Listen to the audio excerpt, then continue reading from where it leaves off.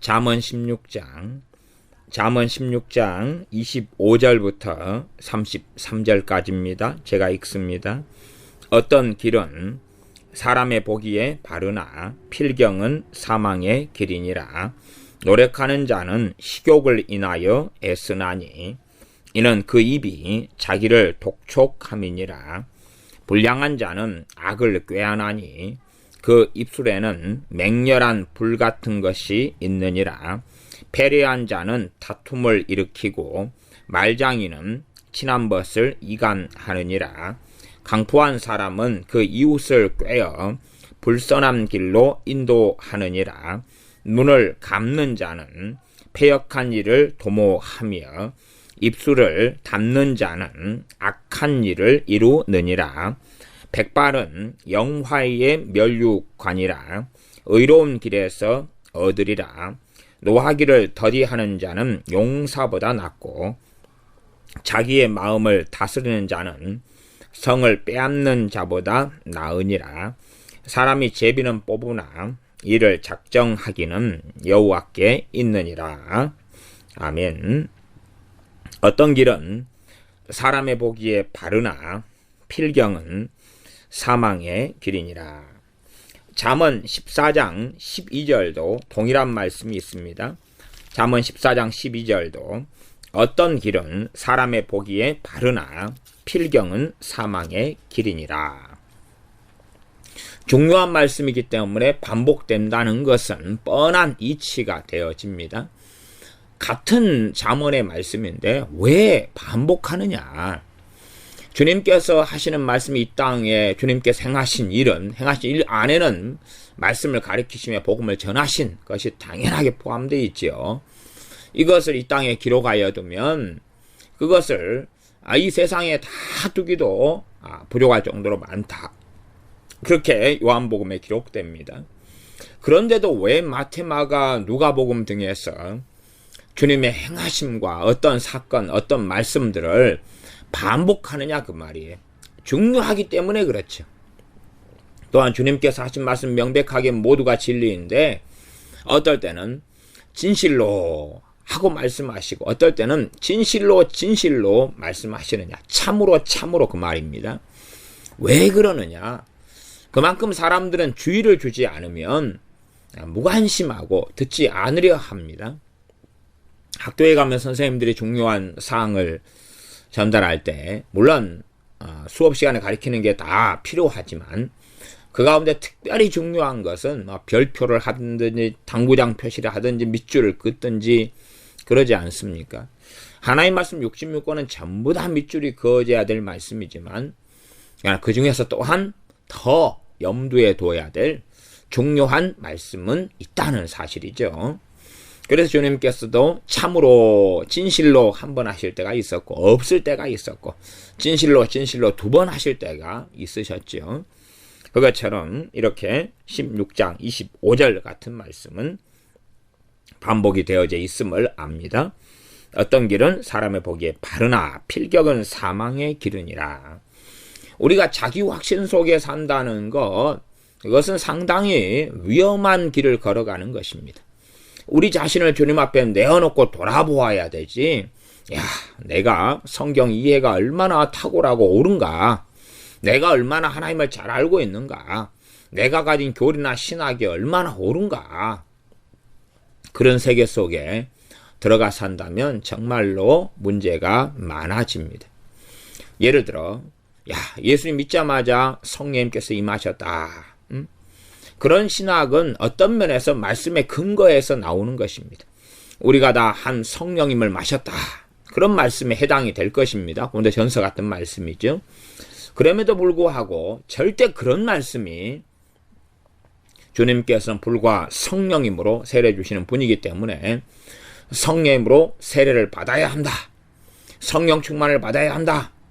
그런 말씀과 상치되면 안 된다는 사실이에요. 우리 예수님 믿어서 성령님을 이미 받은 자가 되었다. 그러니 성령 세례를 성령 충만을 받을 필요가 없다. 이미 받아버린 거다. 그래서 저도 개혁주의 신학을 믿는 목회자지만 그 가운데 두 부류로 나눠집니다. 극단적인 분류인데 한 부류는 예수 믿자마자 성령 세례 받아버린 거다. 그런 부류가 있어요. 근데 성령 세례란 말은 성령 충만과 사도행전을 통해 볼 때에 구분되는 말씀이 아니에요. 믿자마자 성령 충만 받아버렸다. 그러면 틀린 말이라는 걸 다 알 수가 있어요. 다 알 수가 있어요. 멍청이 아니고는 믿자마자 성령 세례 받았다. 성령을 받았다. 그 말은 맞아요. 그러나 예수님 믿자마자 영접하자마자 성령 세례를 받아버린 거다. 그러면 성령 충만을 받아버린 거다. 그 말이 되는 거예요. 성경을 잘 사도행전을 연구하는 사람은. 그러면 말이 안 되는 이야기다. 그런 말이에요. 그래서 이 교리는 있고 바른 교리는 있고 생명을 잃어가는 이런 사람들은 이 하나님 말씀이 어떻게 되는지를 살피기보다는 그냥 이론적으로 사변적으로 머리로서 하나님을 믿으려 합니다. 그러니 하나님 말씀 가운데 어떤 것은 결국은 이해되고 어떤 것은 이해되지 않은 채 자기의 이해되는 말씀을 중심으로 이해되지 않는 말씀들을 제거시켜버리는 그러한 길을 걸어가는 것은 아주 쉬운 일이 됩니다. 그것이 때로는 사망의 길을 가져옵니다. 고린도전서 같은 경우에는 우상의 제물에 대하여서 어떤 사람은 우상의 제물인지 알고 먹는다. 그렇기 때문에 그 일이 그 사람으로 하여금 영원히 멸망당하는 일을 심지어는 가져온다는 말씀도 있습니다. 그런 것처럼 자기 확신 속에 사는 것이야 때로는 필요한 것처럼 보입니다. 네, 자기를 견고하게 믿고 담대하게 사는 것. 그러나 참된 그리스도인은 자기를 믿어 담대한 게 아닙니다. 주님을 믿기 때문에 담대한 것입니다. 하나님 말씀에 의지하여 담대한 것이고 그렇기 때문에 언제든지 자기의 확신도 내려놓을 준비가 된 사람들입니다. 자기를 신뢰하지 아니하는 사람들이 자기를 신뢰하지 않은 사람들이 진정한 할례당이라 라고 사도 바울은 이야기합니다. 그러면 우리가 우리 자신을 신뢰한다는 것은 우리가 자멸의 길로 멸망의 길로 어리석은 미련한 길로 걸어가고 있음을 증명하게 됩니다. 그러나 내 자신을 신뢰하지 않고 주님을 신뢰하는 사람은 안전한 가운데 거하게 될 것입니다. 언제든지 성령 역사하시고 주님께서 은혜 주시고 말씀을 깨닫게 해주시면 내 생각과 견해는 언제든지 바뀔 수 있는 것입니다. 그런 사람이 되어야 됩니다. 내 생각과 견해는.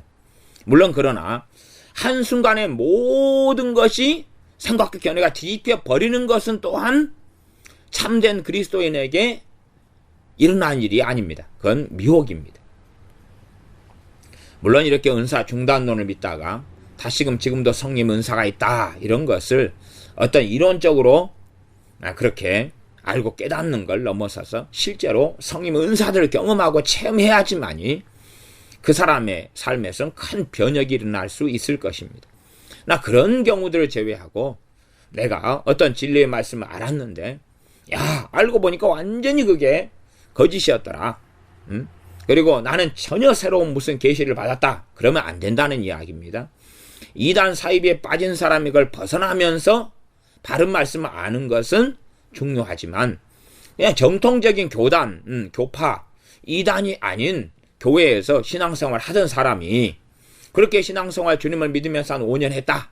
그런데 전혀 새로운 뭔가가 듣도 보도 못한 대단한 깨달음과 계시를 받아가지고 자기 견해가 완전히 바뀌었다. 그러면 그 사람 미혹된 것입니다.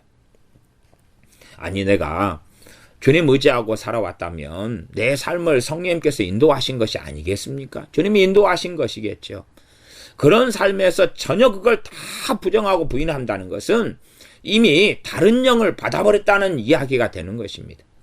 그러니 우리가 한순간에 뭔가가 다 내 기존에 알던 게 전부 다 틀렸어요. CBS 강사였던 그런 노우어라는 그 목사님은 그렇게 이야기합니다. 아이고 나한테 성경 강좌를 이 에스라 성경 강좌를 배우면 당신들이 몇십 강을 들으면 당신들이 알고 있는 95%가 다 거짓말이었다는 것을 알게 될 거다. 저는 그런 사람을 미친 사람이라고 봅니다. 아니 신앙생활 20년 했는데 거짓말로 95%를 거짓말로 하나님 알아왔다면 말이 되는 이야기냐 그 말이에요. 다시 말하면 자신이 성령님의 자리에 있는 사람이고 자신이 사도 바울보다 훨씬 나은 사람이겠지요. 사도 바울도 그럴지 못할진데 우리를 주님을 믿고 신뢰하는 가운데 살아왔다면 우리가 말씀을 깨닫고 알아가는 여정도 주님께서 인도하셨다는 것을 믿는 사람이 참된 믿음의 사람입니다. 그러면 우리가 우리의 견해를 내려놓을 수 있다는 그런 것은 대부분 부분적인 이야기를 제가 하고 있는 것이지 전체적이고 전반적인 이야기를 하는 것이 아닙니다. 하나님을 똑같이 믿고 있는데 부분적으로 성령 은사가 중단된 줄 알았는데 고린도서 13장 같은 우리가 부분적으로 알고 부분적으로 믿는다. 부분적으로 본다. 뭐 이런 말씀들의 이해가 나는 이런 줄 알았는데 그렇지 않구나. 여성 사역에 대한 이해가 여자들은 주의 종이 안 될 줄 알았는데 성경을 내가 부분적으로 이해한 거구나. 그렇지 않더라. 이런 이해들이 조금씩 바뀌어가고 달라져 가는 것은 온당합니다. 우리가 극심하게 문제가 되는 것은 자기 확신 속에 믿는 사람이 이야기니까 자기가 믿는 신앙의 길이 다 바르다고 생각한 채 그렇게 자기 확신 속에 살아가면 유감 속의 필경은 교만으로 인하여 사망의 길로 갈 수가 있는 것입니다. 이미 그런 사람들은 언제든지 미혹될 준비가 되고 마는 것입니다. 그러나 자기를 신뢰하지 아니하고 자신의 주님 되시는 예수 그리스도 우리 주님을 신뢰하고 살아계신 아버지 하나님을 신뢰하고 의지하는 사람, 거룩하신 성령 하나님을 의지하는 사람들은 그런 사람들은 안전하게 주님 앞에서 살아갈 것이고 친히 주님께서 그 사람을 진리의 길 가운데로 성령님의 역사하심을 통하 인도하실 것이며 그 사람은 나날이 성장하고 자라가며 바뀌어 갈 것입니다. 그렇게 순차적으로 변해가는 것입니다.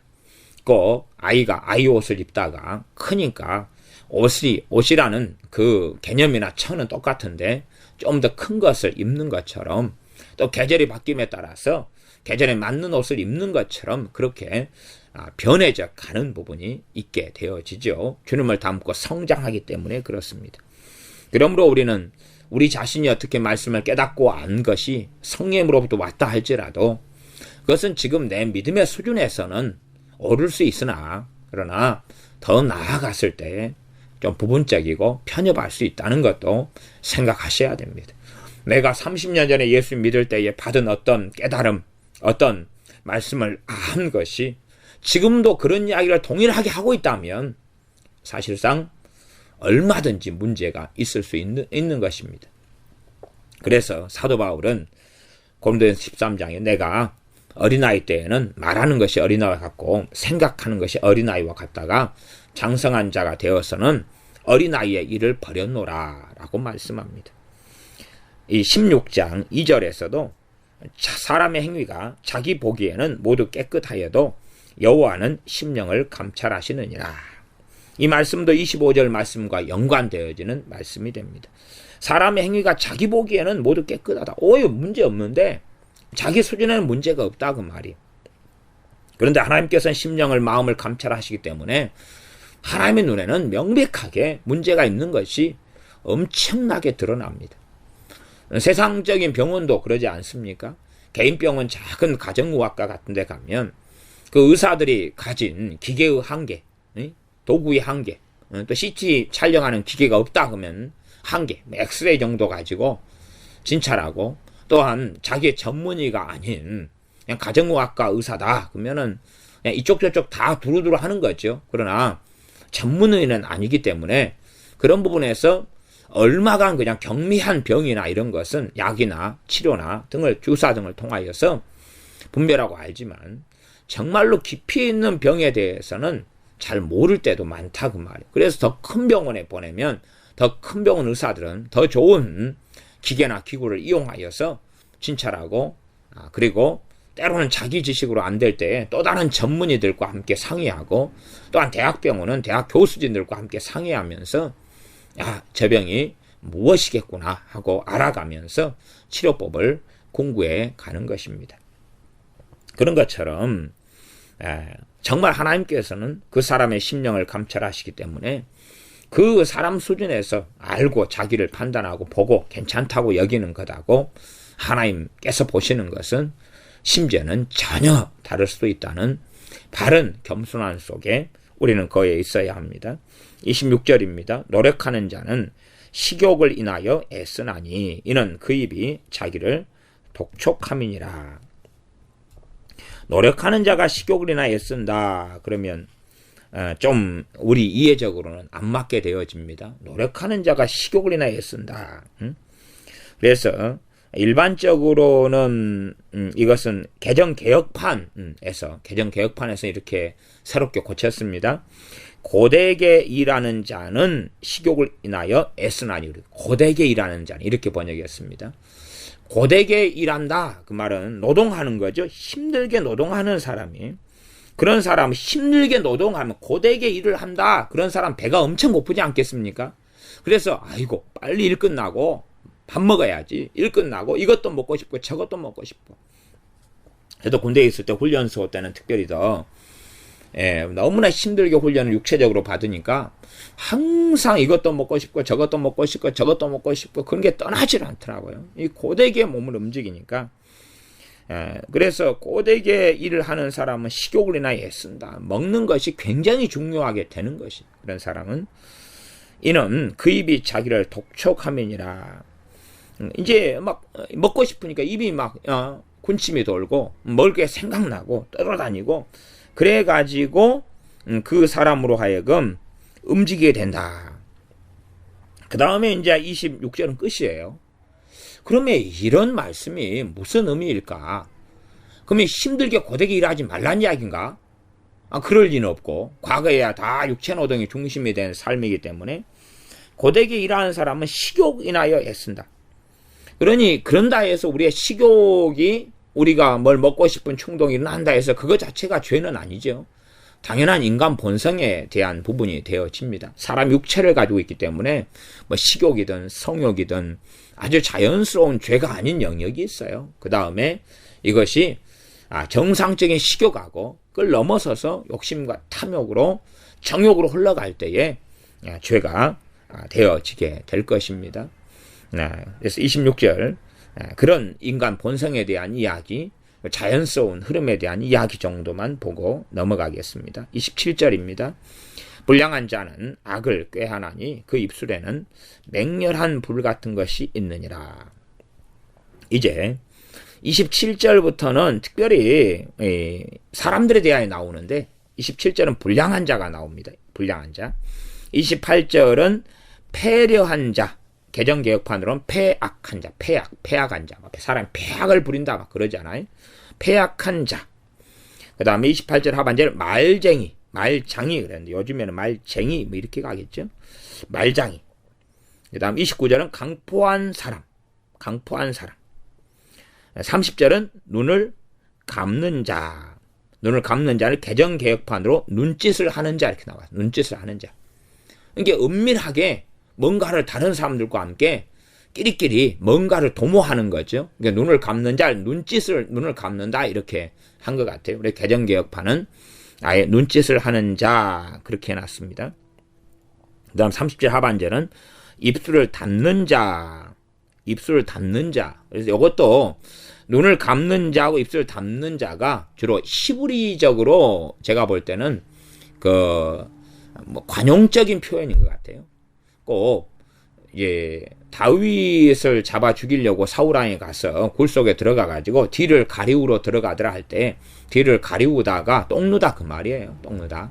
일보다 똥누다 이런 건데 용변을 보다 그런 건데 그런 관용적인 표현으로 눈을 감는 자, 그 말 눈짓을 하는 자 그런 거고 입술을 닫는 자, 그 말을 안 하는 사람을 이야기하는 게 아니라 이것은 음흉하게 웃는 자 이런 음흉하게 웃는 자. 그런 음흉하게 웃는 자. 이런 것으로 우리말 성경, 새번역 성경 등은 번역을 합니다. 그렇게 해서 이 패리한 자, 불량한 자, 강포한 자, 눈을 감는 자, 입술을 닫는 자 이런 말씀들이 나와요. 그러면 이런 사람들이 존재한다는 것을 이해해야 돼. 이게 이 땅은 자꾸 성선설을 주장하려고 그래요. 사람은 선하게 났다. 그런 관점에서 어리석은 사람들은 사람을 분별하고 가리는 것이 아니라 그냥 내가 좋은 마음이기 때문에 다른 사람도 좋을 거야. 아니면 주님께서 원수를 사랑해라 그랬다 해서 그것을 어떻게 왜곡도 사람들이 시키냐 그러면 야, 모든 사람을 내가 사랑하고 좋게 대하면 되는 것 아닌가. 그래서 지성이면 감천인 것처럼 내가 사람들에게 좋게 대하고 좋게 대하면 저 사람들도 결국은 나에게 좋게 대할 거야. 그런 식의 생각을 하는 어리석은 사람들이 있습니다. 그러나 하나님께서는 그런 것이 아니다라고 말씀하신, 그런 것이 아니다. 그러니 원수를 사랑하라는 말씀하고 이 불량한 자, 배려한 자, 말쟁이, 강포한 자 이런 사람을 피하라는 이야기죠. 조심하고 피하라는 이야기예요. 이런 말씀하고 해석상 상치되고 부딪히면 안 돼요. 부딪히면 안 되고 이 말씀들이 서로 조화를 이루어야 되고 서로 다른 영역과 다른 부분을 이야기해서 전체적으로 균형을 이루는 말씀이 되는 것이에요. 그런 걸 잘 이해하고 있어야 됩니다. 이게 말하자면 사람은 구원의 대상이 되지만 사람은 구원의 대상이 되지만 그러나 불량한 자는 불량한 일을 한다는 거예요. 불량한 사람이 뭐 하기 전까지는요. 회개하고 변화되기 전까지는요. 변화되기 전까지는. 불량한 사람에게 복음을 전하는 것은 정말 옳고 바른 일이에요. 가치 있는 일이에요. 귀한 일이에요. 그러나 불량한 사람이 회개하고 변화되기 전까지는 나아가서 회개하고 변화되는 것도 주님을 영접한다 할지라도 쉬운 일은 아니에요. 우리 자신이 변화가 얼마나 더디고 어려운 것처럼 이렇게 어려운 것입니다. 불량한 자는 악을 꾀한다 그랬어요. 악을 꾀한다. 그런데 어떤 사람이 주님을 믿고 영접했다. 그런데 정말 그랬다면 그는 불량한 사람이면 회개가 더 깊이 일어나야 돼. 이게 믿음 다음에 일반적으로 회개예요. 믿음을 회개의 핵심가인 회심으로 이야기합니다. 마음을 이제는 내 중심의 삶에서 주님을 섬기는 것이 믿음이잖아요. 믿음은 주님을 믿습니다 하는 거예요. 단지 예수님께서 나를 위해 십자가에 죽으시고 부활하신 걸 믿습니다. 그렇게 해서 주님을 믿기 시작하지만 더 나아가 복음의 핵심은 뭐냐 하면 이제 주님을 섬기는 거예요. 전능하신 하나님을 섬기는 거예요. 나를 위하여 살던 삶에서 주님을 위하여 살던 삶으로 돌아서는 거고 나를 위하여 살면서 온갖 악을 저지르고 살았던 것이 깨달아지고 회개가 되어져야 되는 거예요. 그러니 최소한 불량한 자가 변화됐다는 것을 얼만큼 인정할 수 있으려면 그에게는 깊이 있는 죄에 대한 뉘우침이, 죄에 대한 깨달음이, 죄에 대한 자각이, 또한 눈물의 회개가 등이 사실은 선행되어야 되는 부분도 굉장히 많습니다. 저는 분별적인 부분을 지금 말씀드리는 것입니다. 꼭 그런 게 있어야지만이 그 사람이 회심한 거다 그런 이야기는 아니에요. 그러나 우리가 이런 불량한 사람과 함께 살려면 또한 뭐 그 사람 불량한 사람이 심지어는 내 가족이고 형제고 부모고 남편이고 아내일 수도 있어요. 그러나 그렇게 살려 한다면 굉장히 조심해야 돼. 조심하지 않으면 도끼로 발등을 찍는 것처럼 되고 만다는 사실이에요. 이런 불량한 사람이 변화되기를 위해서 하나님께 기도를 할 수 있지만 그러나 실제로 기도하는 방식은 지난번 시간에 말씀을 드렸던 것처럼 그 사람 내 가족이라면 때마다예요. 때마다의 많은 경우들이지 한 번의 기도로 아니면 전체를 뭉텅그린 기도로 해결되는 문제가 아니다. 뭉텅그린 기도로 해결되려면 우리 인생과 삶도 100년 동안 일어날 일, 내가 100년까지 산다 그러면 한 번의 기도로 끝내보면 될 거 아닙니까? 왜 복잡합니까? 아니면 매해 새해 첫날에 1년 동안의 문제가 하나도 없게 해주시고 모든 문제가 다 해결되게 해주시옵소서 한 번으로 되면 될 거 아니에요. 그러나 그렇지 않다는 것은 상식을 가진 사람이면 압니다. 그래서 불량한 자는 악을 꾀한다고 하나님이 말씀해주고 계시는 거예요. 불량한 사람은 악을 꾀한다. 그러니 불량한 사람과 함께 가까이 하다 보면 그 악을 꾀하는 대상이 바로 우리 자신이 우리가 돼버려. 우리가. 왜? 불량한 사람이 악을 꾀할 때에 전혀 모르는 타인에 대해서 그러는 게 아니에요. 가족이나 이웃이나 가까운 사람, 아는 사람들에게 악을 행하는 것입니다. 그 입술에는 맹렬한 불 같은 것이 있느니라. 맹렬한 불은 뭡니까? 불은 타오르죠. 불을 붙이면 그 불이 바로 맹렬한 불이 됩니다. 불을 붙이면 불이 활활 타오르면서 이것저것을 다 태워버리는데 그렇기 때문에 우리말 성경 번역 같은 데는 그들의 말은 타오르는 불과 같아 이렇게 번역합니다. 그들의 말은 타오르는 불과 같다. 그러니 이 불량한 자가 말을 하게 될 때, 그래서 불량한 자를 우리말 성경은 어떻게도 번역하냐 그러면, 지금 이 잠언의 대상은 하나님의 백성이기 때문에 경건하지 못한 사람 이렇게 합니다. 경건하지 못한 사람 그러거나 불량한 자 그렇게 합니다. 경건하지 못한 사람, 이게 말하자면 예수를 믿고 하나님을 믿는다 하는데도 그 사람의 사상과 말에 하나님이 없다 그러는 거예요. 예배 드릴 때만 찬양하고 설교 시간에 앉아서 꼬박꼬박 졸긴 하는데 그에게는 삶 속에서는 하나님이 없는 거예요. 하나님이 없는 거예요. 기도하는 걸 조롱하고 하나님께 말씀을 상고하는 걸 조롱하는 등의 이 불량한 자, 이런 사람들은 악을 꾀한다 그 말이. 그리고 그 입에는 맹렬한 불 같은 것이 있는데 그 사람의 말이 나오면, 말을 섞거나 말이 나오면 막 활활활 타올라 버린단 말이에요. 이런 집에 불이 붙으면 타오르는 것처럼, 천에 불이 붙으면 타올라 버리는 것처럼, 커튼에 불이 붙으면 타올라 버리는 것처럼 그렇게 되니까 이 맹렬한 불과 만나려면 물도 준비하고 모래도 준비하고 주의하고, 또 불이 안 타려면 적당한 거리를 유지해야 될 거 아닙니까? 아니 맹렬한 불이 막 타오르고 있는데 달라붙어 버리면 어떻게 할 거예요? 그 사람의 말이, 그 입술에는, 그 말에는 맹렬한 불 같은 것이 있다 그 말이. 그러니까 불이 그냥 확 화염방사처럼 나와버린다 그 말이.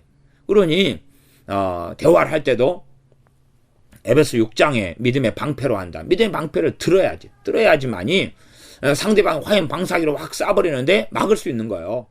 그러지 어리석게, 야, 이 불량한 사람이, 그런데 아는 사람이니까 활짝 마음을 열고 그렇게 대화를 해야지. 그러면 내 마음 속에 이 맹렬히 타는 불이 들어와서 내 마음을 시커멓게 태워버립니다.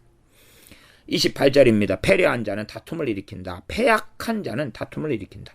그러니 우리가 삶을 살다 보면 다툼을 일으키는 가족이나 형제나, 명절에는 또 형제를 많이 만나고 친척을 많이 만날 것 아닙니까?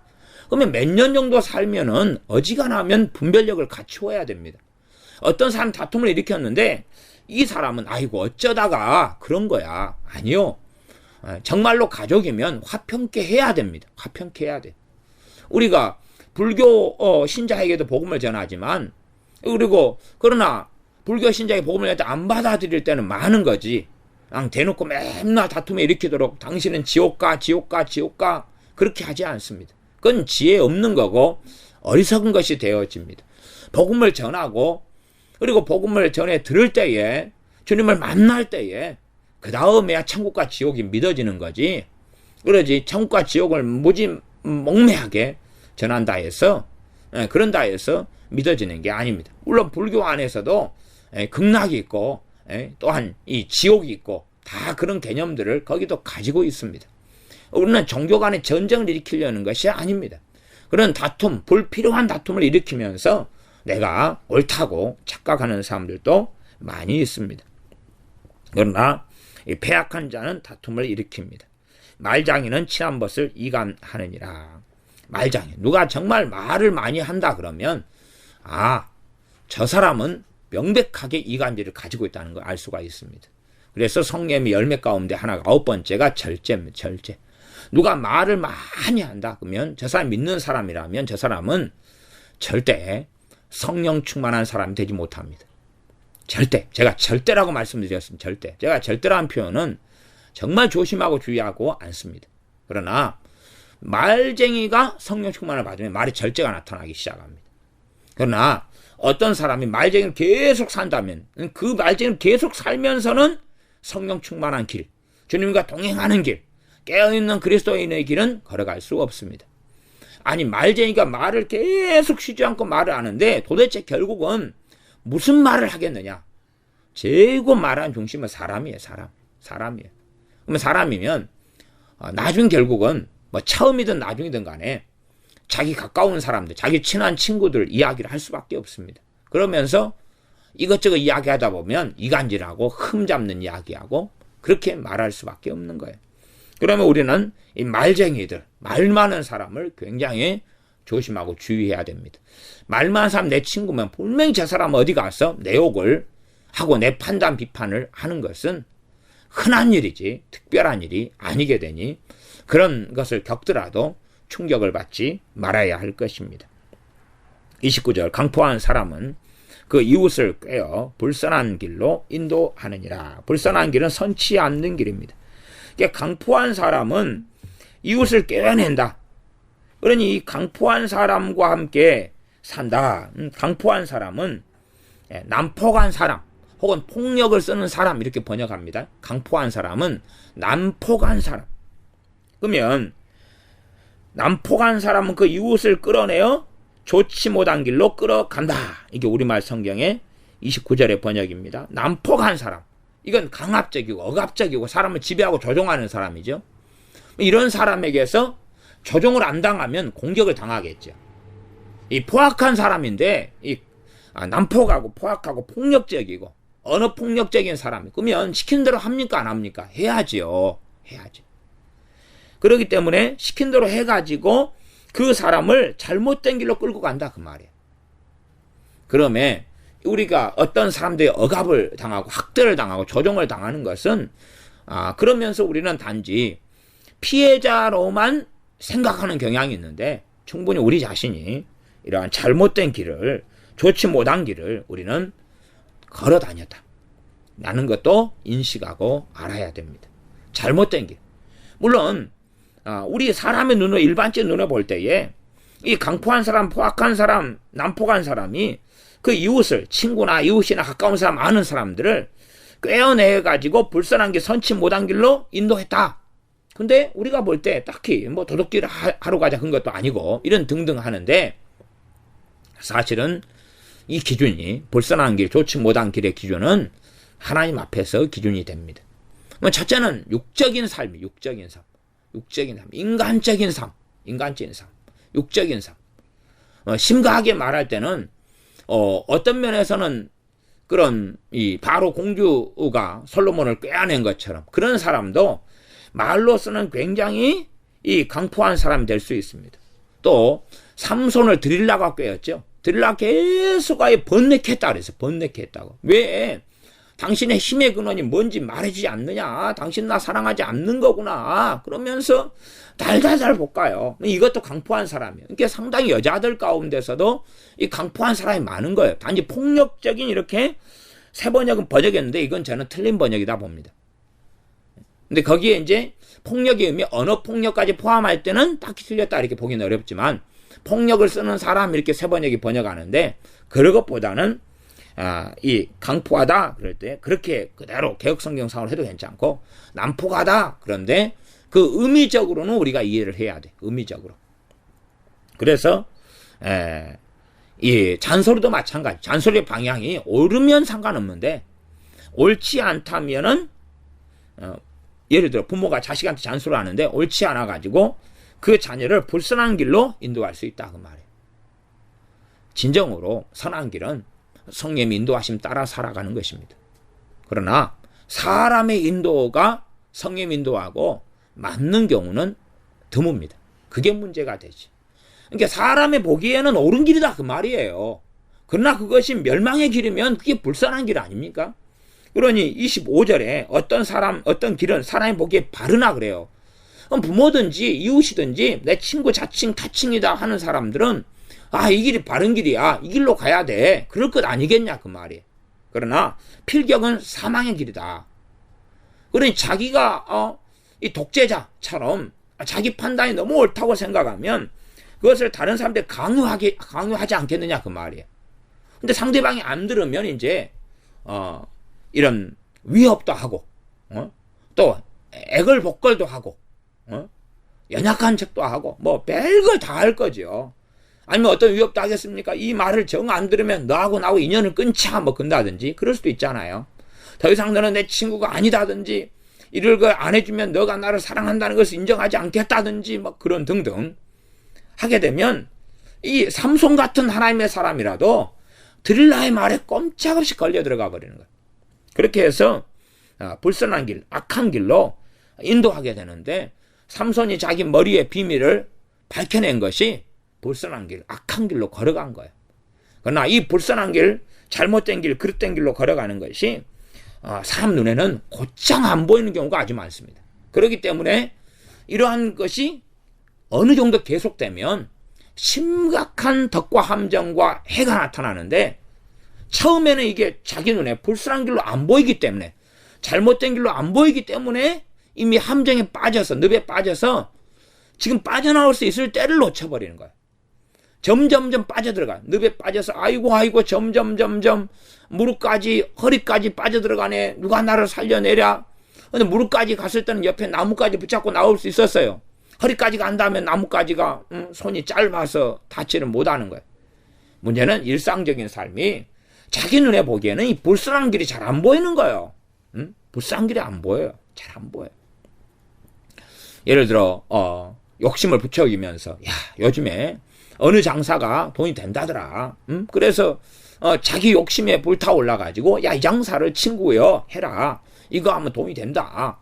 그렇게 해서 할 때는 막 소망이 부풀고, 그렇게 했는데 막상 하고 나니까 다 이것저것 다 까먹어버리고 다 잃어버리고, 이런 것처럼 이 불선한 길, 옳지 않은 길, 선치 않은 길, 주님께 뜻하지 않은 길, 주님께서 주시고자 한 좋은 것이 아닌 것, 그런 것은 말씀적인 것도 있지만은 삶적인 것도 있는 거예요. 오히려 삶적인 것도 굉장히 많지요.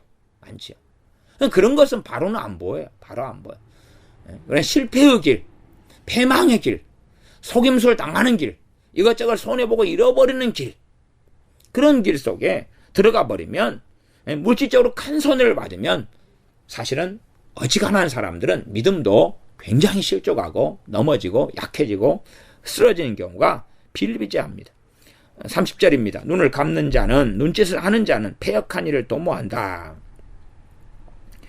이 눈짓을 하는 사람이 패역한 일이면 못된 계획, 잘못된 일을 꾀한다. 꾀한다. 그래서 어떤 것들이 비밀리에 이렇게 속닥 거리는 것은 믿는 사람은 굉장히 안 좋은 거예요. 그거 믿는 사람은 굉장히 안 좋은 거예요. 왜? 비밀리에 뭔가를 갖다가 은밀히 좀 말합시다 속닥 그러면 반드시 분열을 일으킵니다. 그리고 비밀리에 말하는 것 자체를 주님은 그렇게 기뻐 안 하십니다. 아이고, 비밀리에 은밀한 상담입니다. 이게요, 상담도요, 은밀한 걸 말 안 해도 다 해결이 돼요. 제 경험은 그렇습니다. 제 경험은 은밀하다, 당신과만 은밀하게 주고받아야 될 일이다, 그런 건 대화 안 해도 됩니다. 그런 것은 하나님하고 하면 돼요. 하나님하고 은밀한 것, 내가 드러나가지고 그냥 수치가 될 것 같고, 그러나 막 부끄러울 것 같고, 그러면 그거 이야기 안 해도 하나님은 다 하셔요. 다 하셔요. 속여가지고 없는 일이 있는 일로 막 그냥 거짓말하고.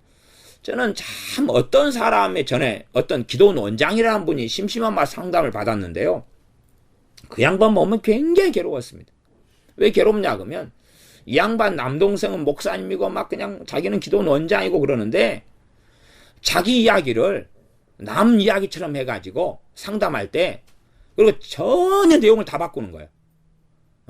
자기 이야기를 묻는데 자기 이야기가 아니라 남 이야기라고 물으면서 앞뒤 꼭지 전부 다 바꿔버려요.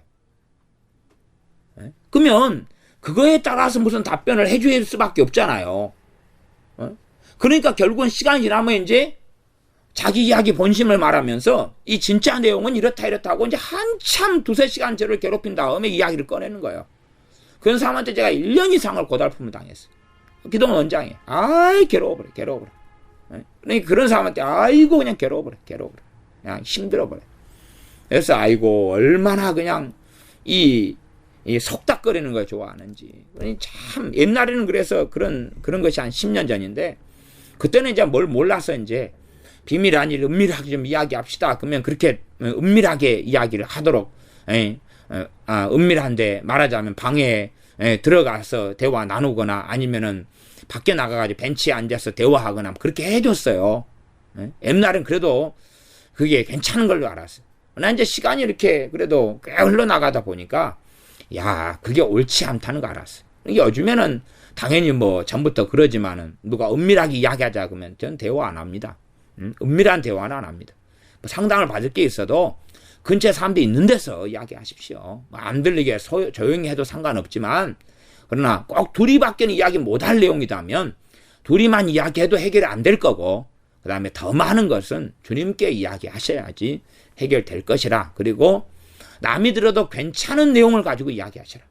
괜찮은 이야기. 은밀한 가지 이야기하지 마세요. 나중에 말이 어떻게 바뀔지 몰라요. 그런 사람들은. 눈짓하는 사람들. 말이 어떻게 바뀔지 몰라요. 그것이 속닥거리는 사람들이에요. 이게 속닥거리는 건 절대 안 돼. 믿는 사람들은 귓속말 안 되는 거예요. 귓속말 안 돼. 다른 사람이 들어도 아무 이상이 없는 말을 해야 돼.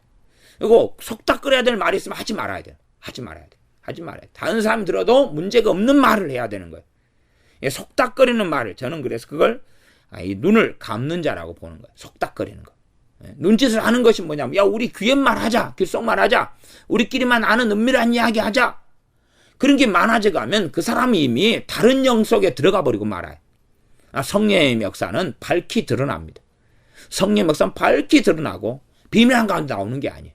이게 어떤 사람은 나는 계시를 받았습니다. 난 신령한 비밀을 그냥 받았는데 당신에게 차마 이야기 못 하겠습니다. 그러면 그게 다른 영이에요. 그거 다른 영이에요. 하나님 말씀에 무슨 비밀이 있답니까? 어떤 식의 비밀처럼 보이는 건 있냐 그러면 명백히 드러났는데 내가 잘 못 깨닫는 거예요. 내 믿음의 수준이 안 돼가지고 그런 거 있다 그 말이에요. 그러나 이것은 그냥 누구만 알아야 되는 거고 마지막 때의 비밀이고 그런 건 없어요. 그런 거 유감스럽게 그런 건 없어요. 있다고 착각해 봐야 참 이 멸망의 길로 걸어가면서도 알지 못하는 자가 됩니다. 눈을 감는 자는 패역한 일을 도모한다. 이 패역한 일이 못돼 먹은 삐뚤어진 일이 나타나는 거예요. 이 눈짓 해가지고 서로 저기서 몰래 이야기하자. 요 사건에 대해서 몰래 속닥거리자. 나중에요. 둘이 속닥거리는 이야기는 한 사람 피해가 되고 한 사람은 가해자가 될 수가 있습니다. 왜? 말이 바뀌어버려요. 얼마든지. 입술을 닫는 자는 악한 일을 이루느니라. 저는 눈을 감는 자하고 입술을 닫는 자를 같이 연결점에서 봅니다. 그래서 음흉하게 웃는 자 그랬는데 이것도 뭐냐 그러면 눈짓하는 것과 유사하게 봅니다. 왜? 비슷한 사람일 테니까. 동일한 사람이가 비슷한 사람일 테니까 서로 간에 이렇게 눈짓을 하거나 씩 웃는 거예요. 씩 웃어요. 나는 저 비밀을 알고 있는데 나는 당신이 말하는 원래 의도를 알고 있는데 아니면 당신은 지금 착각하고 있는데 나는 지금 그러니까 음흉하게 빚는 것은 한편으로는 비웃는 거고 한편으로는 조롱하고 조소하는 거고 한편으로는 그래가지고 이 사람이 자기만의 판단이 있으니까 이걸 딴 데 가서 어떻게 하겠습니까? 이제 퍼뜨리고 다니고 살겠죠. 그러니 문제가 되어집니다. 이런 사람은 악한 일을 이룬다 그 말이에요. 악한 일을 이룬다. 그러나 문제는 자기는 선한 일로 생각해요. 자기의 그 미혹이나 잘못된 판단을 바른 판단인 줄 알고 삶과 대화 속에서 퍼뜨리고 이야기를 하고 전파하겠죠. 그러니 눈을 감는 자나 입술을 닫는 자, 말하자면 귓속말하는 사람, 눈짓 해가지고 서로끼리 파당을 만들면서 어떤 대화를 하는데 이 사람하고 속닥속닥하고 조용히 하고 이런 식의 대화를 하는 사람들을 우리가 정말 경계하고 가까이 하지 않아야 됩니다. 31절 백발은 영화의 면류관이라 의로운 길에서 얻으리라. 그러면 밑도 끝도 없이 이렇게 나오면 상당히 골치 아픕니다. 왜냐하면 요즘에는 백발 이렇게 태어나면서부터 백발이 음발이죠. 근데 미국이나 서구 사회에는 본래 머리색이 이 백발인 사람들이 있어요. 백발인 사람. 물론 이스라엘이나 중동에게는 맞지 않지만 다른 각 나라에는 음발들이 백발이 있어요. 그 다음에 심심찮게 보는 거지만 일찍 10대 때부터 머리가 흰 애들도 있어요. 그래가지고 일찍부터 머리가 하얘진 사람, 이 젊은 사람들도 있단 말이죠. 그러면 그냥은 아닐 거고 백발은 영화의 면류가 아니라 의로운 길에서 얻으리라. 그러면 저는 이 순서를 좀 다르게 해야지 이해가 좀 잘 된다고 생각합니다. 그래서 순서를 거꾸로 바꿔놓은 것이 이제 우리말 성경의 번역인데 우리말 성경의 번역으로 저는 이해하면 좋겠다 싶은데 우리말 성경 31절 읽어드리면 옳은 길을 걸어왔다면 흰머리는 영광의 면류관이 될 것이다. 이봐요. 근데 우리가 나이가 70이 돼서 흰머리가 됐다. 늙었다 그 말이에요. 노인이 됐다 그 말이에요. 단지 그냥 백발만이 아니라 저는 이것을 늙음으로 봅니다. 늙음. 나이듦. 주님께 갈 날이 다 되었음. 그런데 하나님과 함께 살아왔으면 나이가 들어갈수록 이제 누구 만날 날이 가까워요? 주님 만날 날이 가깝고 하나님 앞에 설 날이 가까워요. 그래서 소망이 더 강해지고 기대감이 너무 되고 너무 설레이고 좋은 거예요. 인생을 잘 마무리해 왔고 살아왔기 때문에. 저는 이렇게 이해하고 봅니다. 그러지 그냥 뭐 살인범으로 살아왔다가 80살이 잡혀버렸어요. 갖고 이제 백발이 돼가지고 사형선고 남겨두고 있는데, 와, 백발은 영화의 멸류가 아니라 너무 좋아, 너무 좋아. 그게 아니란 이야기죠. 그러니 어떻게 늙느냐는 거예요. 어떻게 늙느냐, 어떻게 나이 드느냐. 그러나 허무하게 나이 들었으면 백발은 부끄러움이에요. 부끄러움이에요. 그 부끄러움을 없애려면 내가 주님을 별로 알지 못하는 늙음이 찾아왔는데, 나이가 들었는데 주님을 제대로 알지 못한다, 깨닫지 못한다, 성령 충만을 못한다, 그러면 비상 그래야 돼요. 늙었을 때는 얼마나 좋습니까? 왜요? 애 돌볼 이유가 없잖아요. 깜난쟁이가 있는 것도 아니고 늙었어요. 그러면 그래도 자식들이 요즘에는 뭐 쌀이라도 들여주면 미음이라도 써먹고 밥이라도 해먹고 죽이라도 써먹으면 될 거 아니에요. 안 그렇습니까? 옛날 보릿고개 때부터 얼마나 좋아요. 그리고 이제 나이가 들어서 어디 돌아다니는 것도 무릎 아프고 다리 아프고 그러니까 앉아서 맨날 기도하고, 그 다음에 안 되면은 자식들한테 이야기해가지고 야, 성경 CD나 하나 구해주라. 그래가지고 틀어놓고 맨날 들으면 된단 말. 들으면 설교 많이 인터넷상에 얼마나 좋은 설교 많습니까? 그러면 손주들이나 시켜가지고 야, 이러이러한 목사님 설교가 좋다더라, 이것 좀 이렇게 다운 좀 받아주고 이것 좀 이렇게 듣도록 해주라. 그러면 요즘에 젊은 애들이 신속하게 그런 걸 잘해요. 그래서 앉아가지고 나이 들어서 이거 구경하고 저거 구경하려 다 지났고, 근데 요즘에 또 노인네들이 다리도 아프고 관절염도 있으면서 또 해외여행은 잘 가요. 쓸데기 없이.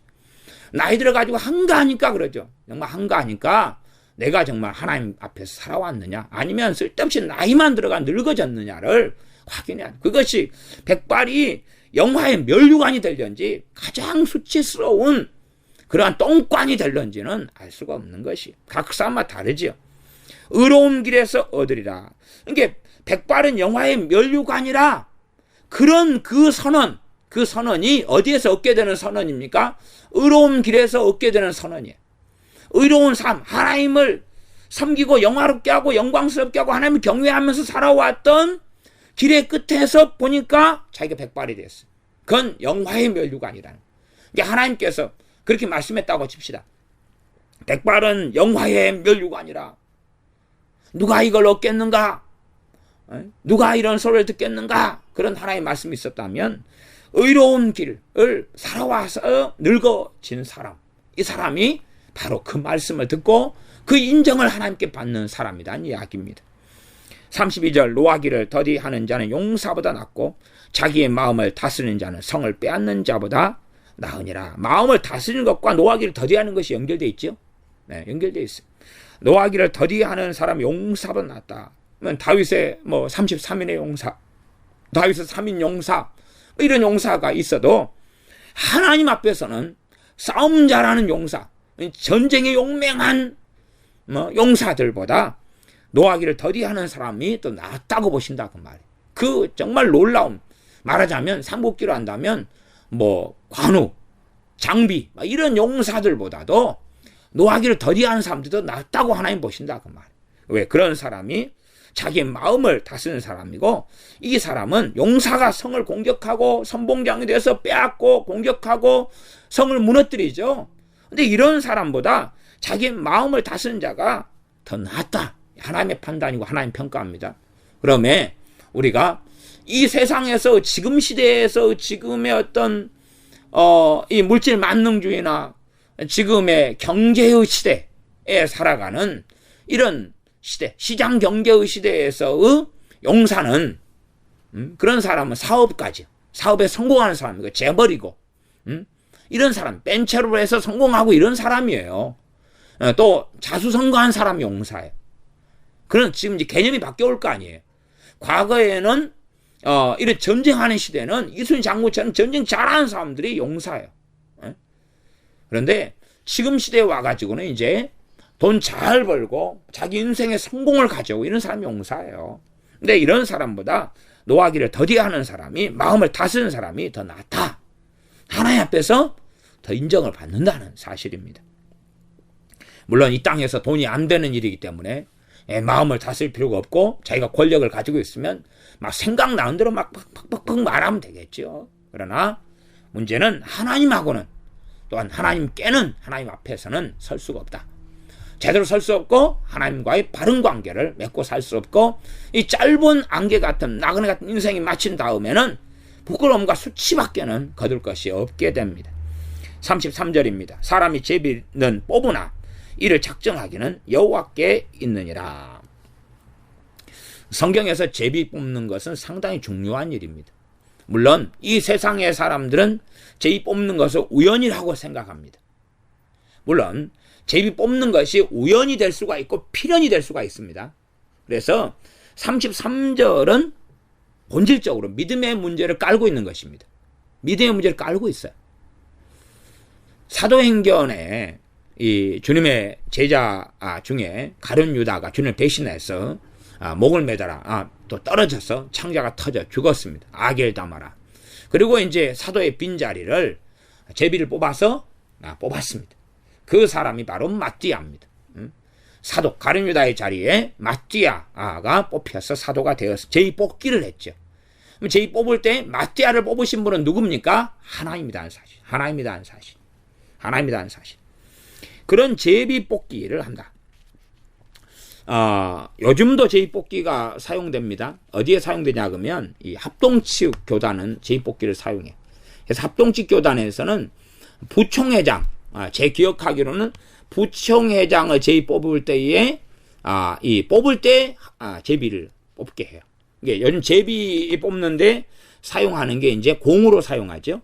우리 그 주택복권이나 아니면은 또 뭐 큰 복권 있죠, 그거. 예, 로또 같은 거. 그럴 때다 공을 사용하죠. 공을 막 회전 기계 속에 들어가 가지고 공이 자동으로 버튼 누르면 그 중에 하나가 돌고 돌다가 싹 빠져나가는 그런 방식을 사용하잖아요.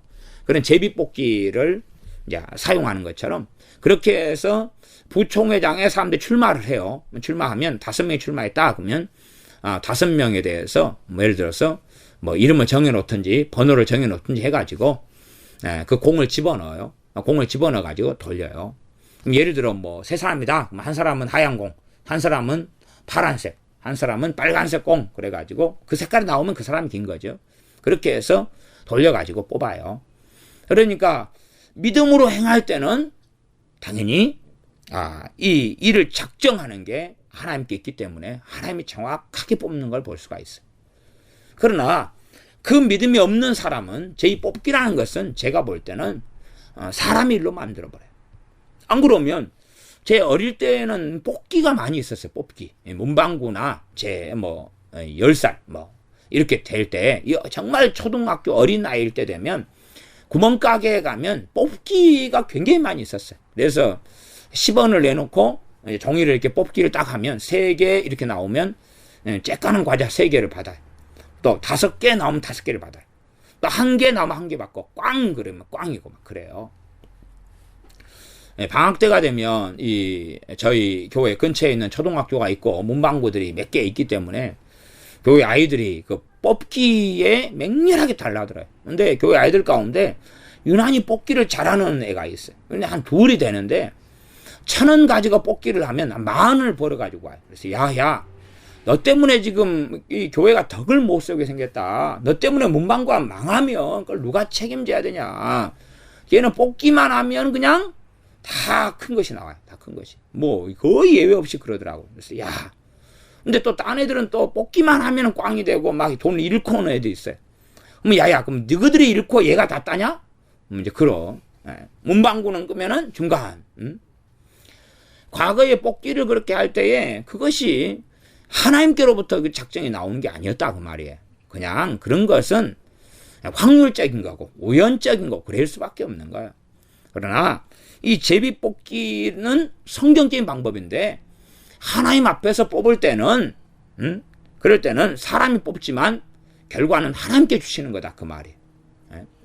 제가 어느 교회가 청년의 어느 교회를 그렇게 좀 다녔는데 그 교회는 청년의 임원을 뽑을 때 뽑기로 뽑습니다. 제비 뽑기로 뽑아요. 제비 뽑기로. 지금도 그런지는 잘 모르겠어요. 근데 옛날에는 그 교회 규모가 그래도 한 1,000여 명이 이렇게 되는 교회였는데 그중에 청년들이 이제 그래도 한 100명이 넘고 그랬는데 임원을 뽑을 때 회장, 부회장 이런 총무 이런 거 있잖아요. 임원 뽑을 때 제비 뽑기를 뽑아요. 말하자면 이제 그냥 일단은 임원의 임원을 될 만한 사람들 전체를 이제 추천을 받아요. 추천을 받아가지고 그 사람들이 12명이다. 그러면 이제 자기 호사하고 뭐 전혀 안 하려한다. 이런 사람은 또 설득하든지 아니면 빼주든지 어떻게 하고 나머지 12명이다. 임원 자리가 5명이다. 그러면 5명을 이제 임원을 써놓고 12명이 제일 뽑아요. 그러면 이제 5명은 이름이 있을 거고 7은 꽝이고 그렇게 해가지고 뽑는데 1년이 지난 동안에 보면 너무나 정확한 것을 본다는 간증을 그 교회 청년들에게 제가 좀 들었어요.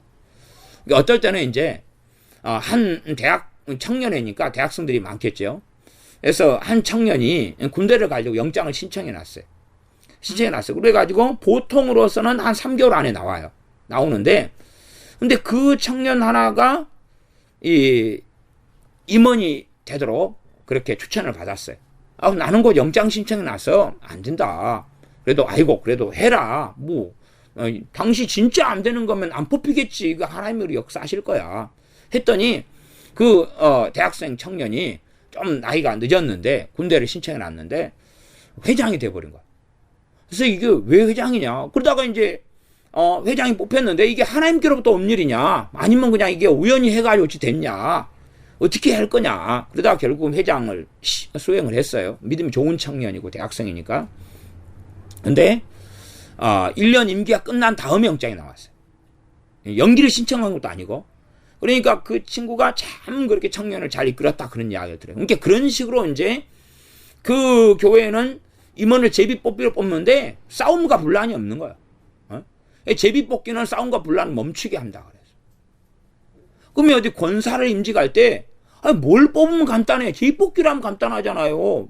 이것은 지금 믿음의 말씀인 거예요. 이게 제비는 사람이 뽑는데 일의 작정은 여호와께로 나느냐를 말씀대로 믿느냐. 안 믿으면 이건 개판 5분이 되는 거예요. 그러나 안 믿으니까 이제 행하지 않겠죠. 안 믿으니까 행하지 않네. 믿으면 행한다 그 말. 믿으면 행해. 믿음으로 할 때에 그 제비 뽑기에 하나님의 작정이 나타나는 거예요. 하나님의 뜻이 나타나는 거예요. 하나님의 원하심이 나타나는 거예요. 얼마나 참 이 제비 뽑기라는 것은 믿음 가운데 행할 때에 하나님께서 하시는 놀라운 일이에요. 그래서 제비는 사람이 뽑지만 결정은 하나님께서 하신다 그 말이죠. 결정은. 그러니 제비를 너희들 뽑아봐. 이게 하나의 방법이니까. 장로님 뽑을 때 막 싸우고 분란이 나는 이유가 뭐가 있어요? 모든 걸 하시는 하나님께 맡기고 장로가 될 대상자들 모여가지고 그래가지고 5명인데 3명밖에 못 뽑는다 그러면 기도하고 뽑으면 되는 거예요. 이게 그것도 혹시 안 됐더라도 안 된 사람이 이제 믿음이 준비가 안 된 사람이고 어쩌고 그러겠죠. 그런 사람들은 또 위로를 받을 이유가 있잖아요. 그냥 이건 우연히 뽑아가지고 우연히 안 된 거지. 괜히 하나님이 안 뽑아주고 이건 아닐 거야. 그러나 이제 그런 사람 가운데 믿음 있는 사람은 회개가 터지고 믿음의 회복이나 믿음의 전환점이 되는 사람도 있더라고요. 이제 합동직 같은 경우는 부회장만이 아니라 총회장도 제비 뽑기를 합시다 했더니 또 그건 또 안 한다 그래요. 목사님들이 그건 또 안 하고 그냥 총회장은 그냥 무한 경쟁 이렇게 쌈박질하고 부총회장만 이렇게 뽑는다. 근데 이제 잘 이렇게 총회가 흘러갈 때는 합동직을 보니까 부총회 했던 사람이 1년 지난 다음에 그 다음에 총회장으로 올라가는 이런 이제 것도 있더라고. 그렇게 될 때 자연스럽죠. 그러나 더 나아가서는 임원진 전체를 이렇게 제비 뽑기를 해야 된다. 안 되면 총회장 부총회장 정도는 총무 정도는 제비 뽑기 해야죠. 그렇게 해야 돼. 근데 사람들이 이제 이 쓸데없는 이 임원 또 총회 총회장 감투 때문에 온 범벅이 주의 종들 안에 일어나고 교회 안에도 이 싸움이 굉장히 많이 일어나요. 이 교회가 육적이 될수록 누가 감투를 맡느냐 명예욕이 있는 사람이 필연치 존재하고 명예욕이 있는 사람은 자기 명예를 얻기 위하여 별짓을 다 하고요. 이런 게 있기 때문에 이 하나님의 방법이 얼마나 좋은 게 제시됐냐 그 말. 근데 사람들이 선거를 안다는 거예요. 선거는 누구 방법? 민주주의 방법이에요. 그게 하나님 방법이 아니라. 나 선거하는 게 죄라는 건 아니에요. 나 봐보세요. 예를 들어서 다윗을 누가 뽑았어요? 하나님 뽑았지. 제비 뽑기는 아니지만 하나님 뽑았어요. 사울 왕도 그나마 지금 이스라엘이 왕을 구했는데 최고 좋은 사람 하나님이 뽑아준 거예요. 하나님이 뽑아줬으니까. 그리고 40년 어떻게 해먹은 거예요. 40년 어쨌지 해가지고. 근데 하나님 뽑아주는 게 최고 좋아요. 근데 하나님 뽑아주는 걸 모르고 근다. 그러면은 사람이 뽑는데 제비뽑기로 하면 된다. 그 말. 제비뽑기로. 왜 어렵냐 그 말이 도대체가. 너무나 쉬운 하나님 방법을 두고 제비를 뽑으라 그 말이에요. 응? 아이들이 치킨이 12개인데 13명이 치킨을 먹게 됐어요. 그럼 뭐 12개를 13조각으로 만들 수도 있지만은 뭐 제비뽑기를 해가지고 1번부터 번호 정해가지고 뽑아도 되잖아요. 하고 한 명 못 뽑은 애는 안 먹고 금식하고 치킨 한 달이 금식 뭐 그런 거. 하나님 앞에서 그렇게 살아가야지. 믿는 사람이. 그래서 사람이 제비는 뽑으나 이를 작정하기는 여호와께 있느니라. 우리가 이 사도행전에 7 집사님을 뽑을 때도 나오죠. 7 집사님을 뽑아가지고 그 가운데 이제 빌립 집사님이나 스데반 집사님 같은 분이 등장하고 나와요. 나오면 이때 이제 이게 사도행전 6장의 사건이죠. 그래가지고 형제들아 이제 너희가 이제 성령님과 지혜가 충만한 사람 7명을 택하라 그러죠. 갖고 우리가 그 사람들한테 맡기겠다. 그리고 우리는 기도하는 것과 말씀 전하는 일을 전무하겠다. 그래가지고 사람들이 그 7사람을 택했어요. 그러니까 이때 이렇게 택할 때는 문제가 없죠. 문제가 없어요. 자연스럽게 됐기 때문에 제비뽑기까지 안 갔을 거예요. 그러나 사람들이 이제 조건이 제시됐으니까 어떤 조건요? 그냥 지금 교회식으로 11조를 내는 사람 뭐 몇 년 등록을 한 사람 어쩐 사람이 아니라 지혜와 성령이 충만한 사람을 뽑아라 이런 조건을 제시했어요. 그러니까 요즘 시대의 조건 자체가 아무나 후보가 되는 게 아니라 성령 충만한 사람 지혜가 충만한 사람 조건이 되는 경우가 어디 교회 직분자 가운데 어디가 있냐 그 말이에요. 그런 게 없죠.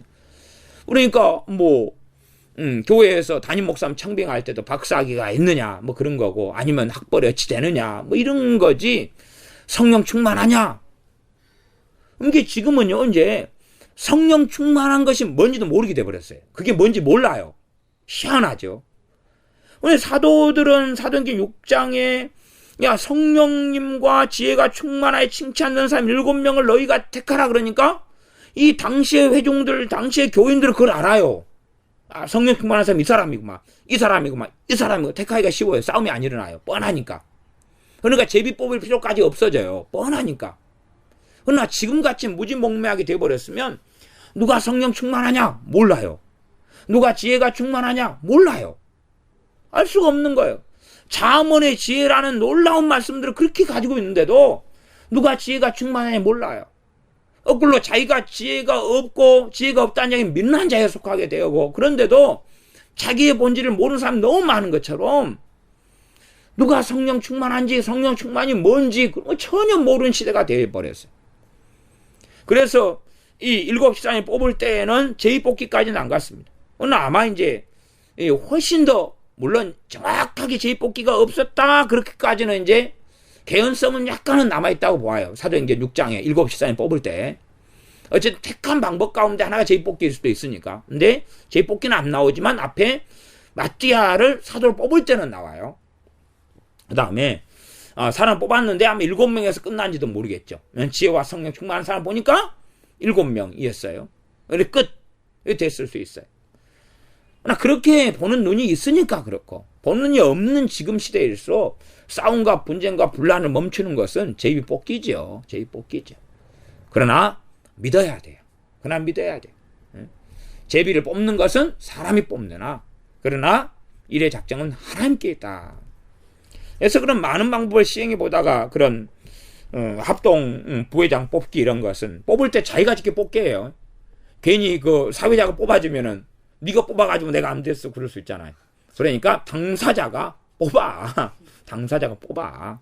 그래서 당사자가 뽑게 해요. 그러니까 얼마나 문제가 없는 깨끗한 방법을 쓰는지 몰라요. 그러니 뭐 제가 믿고 알기로는 딱 때에 필요한 사람들이 계속 뽑혀온다라고 믿어요. 그러나 이제 사람들이 이제 하나님 말씀, 일의 작정, 물론 합동 같은 경우는 개혁주의 신학을 가지고 있는 교단이고, 그리고 하나님의 주권을 믿잖아요. 근데도 일부만 조금 믿어요. 실제적으로는 조금 믿어요. 하나님의 주권을 믿으면 하나님 일의 작정, 일의 결정은 하나님께 있다는 게 하나님의 주권이에요. 하나님이 통치하신다는 거예요. 그런데도 교회나 행정이나 이런 많은 일들에서 사람끼리만 있는 것으로 만들어 버리니까 거기에 하나님의 왕으로서 통치하시는 하나님의 결정권을 행사하실 수 있는 그런 것보다는 민주주의 사회로 교회를 만들어서 맨날 회의하고 맨날 다투고 이런 온상이 되는 경우도 아주 많습니다. 기도하겠습니다.